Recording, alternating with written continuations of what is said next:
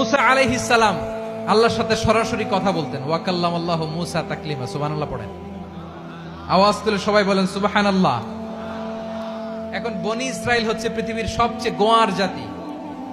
তারা বলে, মুসা তুমি যে আল্লাহর সাথে কথা বলো আমরা তো দেখি না, তুমি যে কথা বলো আমরা তো শুনি না, তো কি করতে হবে? বনি ইসরাইল বলে, আমাদের মধ্য থেকে 70 জন নিয়ে যাইতে হবে তোর পাহাড়ে। ওরা আয়েশা যদি কয় হয় আমরা শুনছি, তাহলে বিশ্বাস করব। কত বড় ডাকাত দেখছেন বনি ইসরাইল। এদের চেয়ে গোয়ার জাতি নাই। এত গোয়ার তুমি করেছো মুসা আলাইহিস সালামের সাথে। তুমি যে আল্লাহর সাথে কথা বলে আমরা তো দেখি, কি করব? 70 জন আমাদের বন্ধু বান্ধব যে যদি দেখে, তারা বললে ওকে আস, 70 জন আস। 70 জন নিয়ে গেল। মুসা আলাইহিস সালাম হারুন আলাইহিস সালামকে খেলাফা দিয়ে গেলেন, আল্লাহ ওনাকে নবী বানালেন। মুসা আলাইহিস সালাম বললেন, হারুন খবরদার, বনি ইসরাইলের মধ্যে তাওহীদের বাণী